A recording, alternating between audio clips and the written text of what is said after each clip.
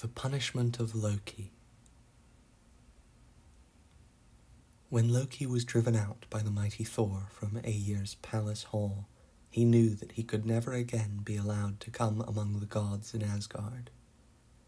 Many times had this mischievous fire god brought trouble and sorrow to the Aesir, but now he had done the most cruel deed of all. He had slain Balder the Good, and had driven all light and joy from Asgard. Far away he fled, among the mountains, hoping that no one would find him there, and near a lovely mountain stream he built for himself a hut with 4 doors, looking north, east, south, and west, so that if the wise Allfather on his high air throne in Asgard should see him and send messengers to punish him, the watchful Loki could see them coming and escape by the opposite door. He spent most of the days and nights thinking how he could get away from the Aesir. If I ran to the stream and turned myself into a fish, he thought, I wonder if they could catch me. I could keep out of the way of a hook, but then there are nets. Aegir's wife has a wonderful thing like a net for catching fish, and that would be far worse than a hook. When Loki thought of the net, he began to wonder how it was made, and the more he thought, the more he wished he could make one, so as to see how a fish could keep from getting caught in it.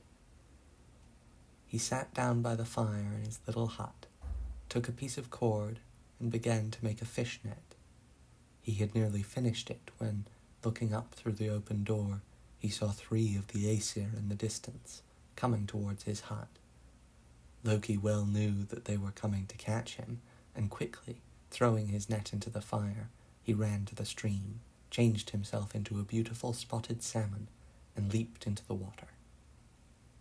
A moment later the 3 gods entered the hut, and one of them spied the fish net burning in the fire.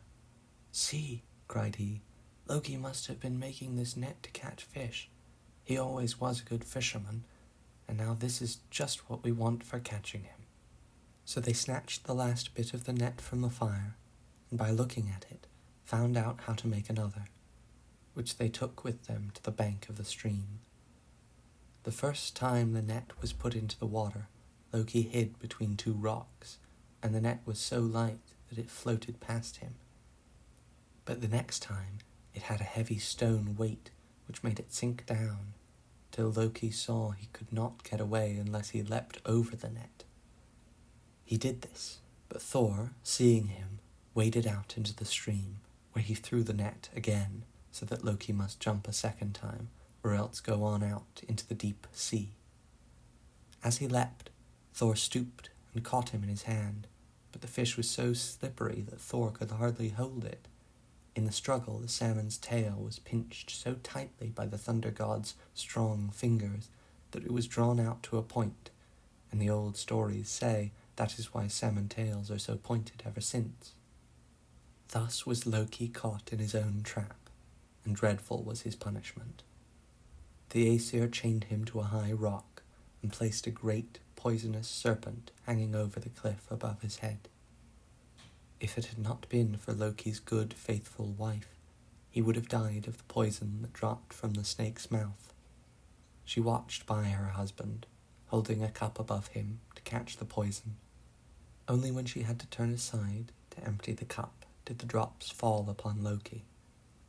Then they gave him such terrible pain that he shook the earth with his struggles, and the people in Midgard fled from the dreadful earthquakes.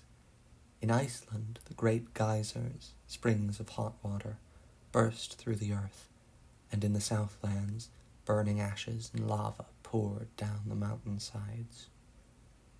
There, chained to the cliff, the cruel, mischievous Loki was to lie until the twilight of the gods, the dark day of Ragnarok, when all the mighty evil monsters and beasts would get free, and the terrible battle be fought between them and the gods of Asgard.